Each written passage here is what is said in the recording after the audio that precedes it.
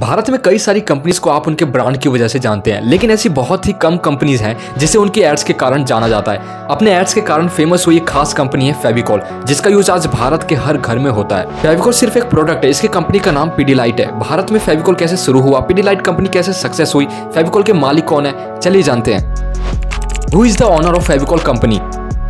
फेविकॉल का यूज करने वालों के दिमाग में ये सवाल जरूर आता होगा कि फेविकॉल का मालिक कौन है। फेविकॉल को बनाने वाले और पिडिलाइट कंपनी को शुरू करने वाले शख्स गुजरात के बिजनेसमैन बलवंत पारेख हैं, जिन्होंने काफी छोटे लेवल से अपनी कंपनी को शुरू करके आज करोड़ों रुपए की कंपनी बना दिया है। बलवंत पारेख का जन्म गुजरात में भावनगर के एक छोटे से गाँव महुआ में हुआ था। ये एक जैन फैमिली से आते हैं। इन्होंने अपनी स्कूलिंग महुआ में ही पूरी की। स्कूलिंग पूरी करने के बाद इनके पिता चाहते थे कि ये लॉयर बने, इसलिए इन्होंने मुंबई के गवर्नमेंट लॉ कॉलेज में एडमिशन ले लिया। जब ये पढ़ाई कर रहे थे तब देश में गांधी जी का आंदोलन चल रहा था, जिससे ये काफी ज्यादा प्रभावित हुए थे।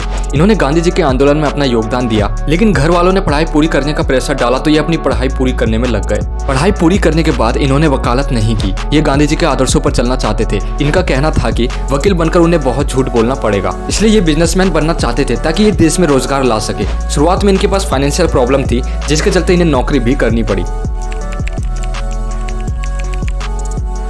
बलवंत पारेख की अगर हम करियर की बात करें तो जब ये वकालत की पढ़ाई कर रहे थे तब उनकी शादी कांताबेन से हो गई थी, जिसके चलते उन पर बहुत सारी जिम्मेदारियां आ गई थी। घर चलाने के लिए उन्होंने कुछ समय प्रिंटिंग प्रेस में काम किया। इसके बाद वो एक लकड़ी के कारखाने में चपरासी की नौकरी पर लग गए। नौकरी करते करते उन्हें जर्मनी जाने का मौका मिला, जहाँ बिजनेस के बारे में उन्हें काफी सारी बातें पता चली। How Fevicol started in India. Balwant Parekh एकदम से फेविकॉल के बिजनेस में नहीं आए थे और ना ही फेविकॉल उनका पहला बिजनेस था। जब देश आजाद हुआ तो उस समय भारत काफी सारी चीजों के लिए दूसरे देशों पर निर्भर था। इसी के चलते बलवंत पारेख ने बिजनेस में अपना हाथ आजमाने के बारे में सोचा। उनके सबसे पहले बिजनेस में वो वेस्टर्न कंट्रीज से साइकिल, एक्स्ट्रा नट, पेपर, डाई जैसी चीजें मंगवाकर भारत में बेचते थे। इन सभी में उन्हें काफी मुनाफा मिलता था। इस बिजनेस के बाद उन्होंने अपने पुराने दिनों पर गौर किया, जब वे लकड़ी के कारखाने में चपरासी का काम किया करते थे। उस समय उन्होंने देखा कि वर्कर किस तरह लकड़ी को जोड़ने के लिए चर्बी वाली ग्लू का यूज किया करते थे, जो काफी बदबूदार हुआ करती थी और इससे लकड़ी को जोड़ने में काफी समय भी लगता था। इसी समस्या को दूर करने के लिए बलवंत पारेख ने एक ऐसा केमिकल बनाने के बारे में सोचा जिससे लकड़ी आसानी से चिपक भी जाए और बदबू भी ना आए। काफी कोशिश के बाद बलवंत पारेख को इस तरह की गोंद बनाने का तरीका मिल ही गया, जिसके बाद साल 1959 में अपने भाई सुनील पारेख के साथ पिडिलाइट कंपनी की स्थापना की। पिडिलाइट कंपनी को शुरू करने के बाद बलवंत पारेख ने अपने इस खुशबूदार ग्लू को फेविकॉल का नाम दिया। फेविकॉल जैसे ही मार्केट में आया वैसे ही छा गया, क्योंकि इसने लोगों की सबसे बड़ी समस्या को दूर करने का काम किया था।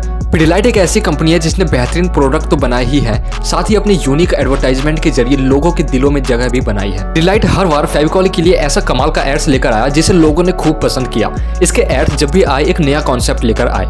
फेविकॉल ने जहां लोगों के दिलों को अपने एड्स के जरिए जीता, वहीं दूसरी ओर इन्वेस्टर्स को भी मालामाल किया।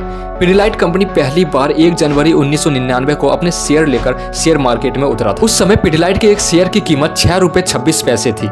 ये कीमत आज के समय में एक चाय के कप की कीमत से भी कम है। फेविकॉल जो कभी बहुत छोटे लेवल से शुरू हुई थी, आज वही कंपनी करोड़ों की कंपनी बन गई है। पिडिलाइट कंपनी के कई सारे ब्रांड्स हैं जो देश और दुनिया भर में अपनी पहचान बना चुके हैं। आज मार्केट में फेविकॉल ने मोनोपोली क्रिएट कर ली है।